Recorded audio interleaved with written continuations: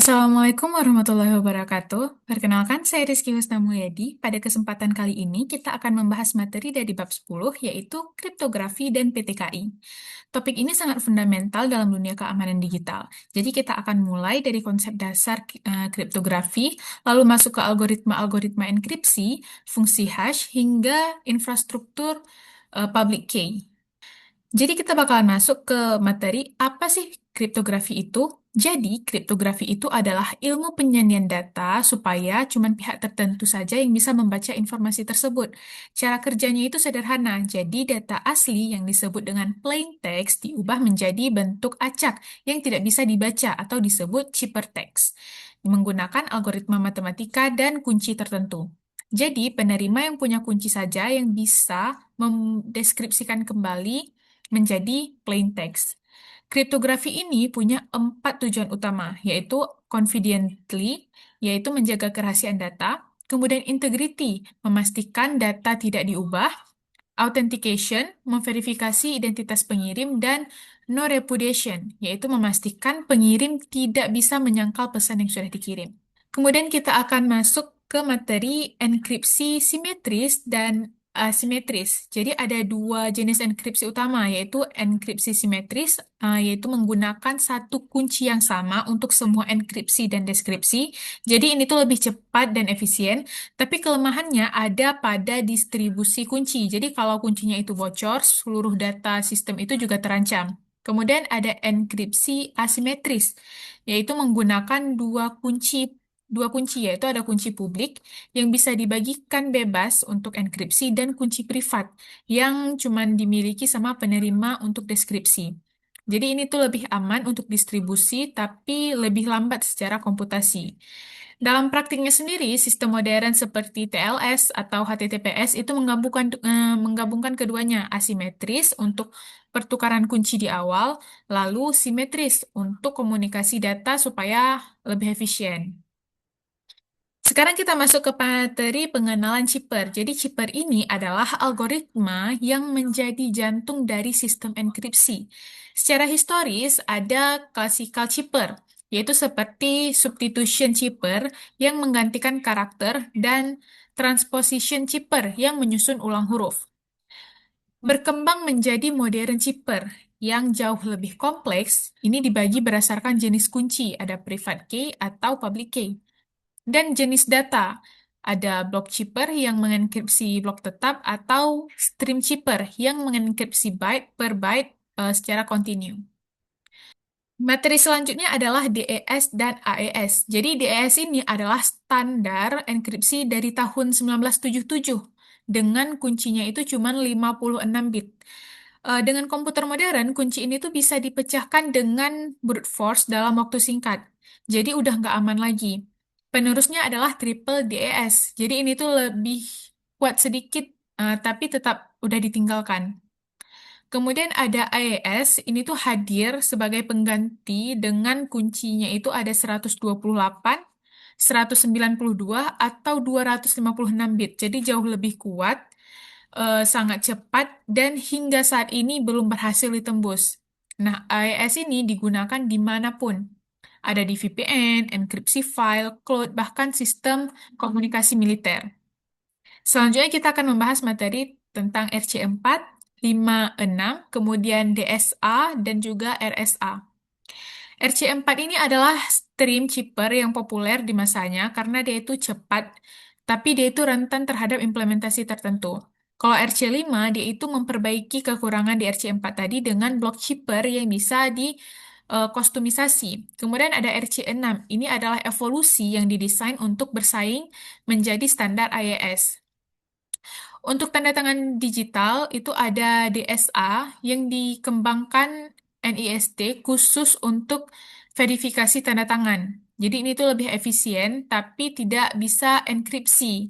Sementara RSA itu dia tuh lebih fleksibel, bisa untuk enkripsi sekaligus tanda tangan dan menjadi fondasi sistem keamanan internet seperti HTTPS dan VPN. Materi selanjutnya itu ada MD5 atau MD6, kemudian ada SHA, dan HMAC. Jadi fungsi hash itu menghasilkan sidik jari digital dari data. Jadi ini bersifat satu arah dan tidak bisa dibalik. MD5 itu menghasilkan hash 128 bit, tapi sudah terbukti rentan terhadap collision. Jadi dua input data berbeda yang menghasilkan hash yang sama. Jadi tidak lagi direkomendasikan untuk keamanan. Kemudian ada SHA-2, terutama SHA-256. Ini tuh menjadi standar saat ini karena dia itu tahan terhadap berbagai jenis serangan. Kemudian ada SHA-3, ini tuh hadir sebagai alternatif dengan pendekatan yang berbeda, tapi lebih tahan terhadap ancaman kuantum. Kemudian ada HMAC, ini tuh selangkah lebih maju. Dia itu menambahkan kunci rahasia ke dalam proses hashing. Jadi, bukan cuma memverifikasi integritas, tapi juga autentikasi pengirim. Jadi, banyak digunakan di SSL atau TLS dan autentikasi API. Materi selanjutnya yaitu digital signature. Jadi, tanda tangan digital itu bekerja dalam tiga langkah utama. Yang pertama, pesan di hash yang menggunakan SHA-256, yang kemudian kedua yaitu hash tersebut dienkripsi dengan kunci privat pengirim. Nah, itulah tanda tangannya. Yang ketiga, penerima itu mendeskripsikan tanda tangan dengan kunci publik pengirim dan membandingkan hasilnya dengan hash pesan yang diterima. Kalau cocok, pesannya itu terbukti asli dan tidak diubah. Contoh nyata di Indonesianya itu ada e-faktur pajak. Jadi setiap faktur elektronik itu harus ditandatangani digital dan sistem DJP yang akan memverifikasinya. Materi selanjutnya yaitu PKI atau Public Key Infrastructure, yaitu adalah kerangka kerja lengkap yang mendukung penggunaan kriptografi kunci publik secara luas. Ada tiga komponen utama yaitu ada CA yaitu Certificate Authority sebagai penerbit sertifikat digital dan menjadi root of trust. Jadi ini tuh harus dilindungi sangat ketat. Kemudian ada RA atau Registration Authority. Ini tuh bertugas memverifikasi identitas permohonan sebelum sertifikatnya ini diterbitkan. Dan ada VA, Validation Authority. Ini tuh mengecek apakah sertifikat itu masih valid atau sudah dicabut. Ini menggunakan protokol OCSP atau daftar CRL. Selanjutnya kita akan bahas tentang penerapan PKI dan isu GAK. Jadi PKI ini sendiri diterapkan di banyak sektor. Ada HTTPS di internet, kemudian internet banking, pertukaran data rekaman medis di sektor kesehatan, hingga layanan e-government. Ada satu isu kontroversial bernama GAK atau Government Access to Keys. Jadi pemerintah di beberapa negara itu meminta akses ke kunci enkripsi untuk kepentingan investigasi hukum. Memang di satu sisi ini tuh membantu penegakan hukum, tapi di sisi lain secara teknis ini tuh menciptakan celah yang berbahaya dalam sistem enkripsi. Dan banyak ahli keamanan itu yang menolak keras kebijakan ini. Materi selanjutnya yang kita bahas adalah cryptography tools. Jadi secara praktis ada banyak tools yang bisa kita gunakan. Untuk hashing itu ada MD5 kalkulator untuk verifikasi integritas file, kemudian ada HashMyFile untuk batch hashing dan forensik, serta HashDroid untuk penggunaan mobile. Untuk enkripsi ada batch text encoder untuk mengenkripsi pesan teks sebelum dikirim via email. Kemudian ada AX-Crypt untuk enkripsi file di Windows dengan mudah dan eh, CryptoForge untuk kebutuhan yang lebih kompleks dengan dukungan multi algoritma. Pembahasan selanjutnya tentang perkembangan modern. Jadi kriptografi ini terus berkembang. Dalam blockchain, hash kriptografis ini menghubungkan setiap blok sehingga data itu tidak bisa diubah tanpa merusak seluruh rantai. ECC atau Elliptic Curve Cryptography itu menawarkan keamanan setara RSA dengan ukuran kunci yang jauh lebih kecil. Jadi ini tuh sangat cocok untuk IoT dan perangkat mobile.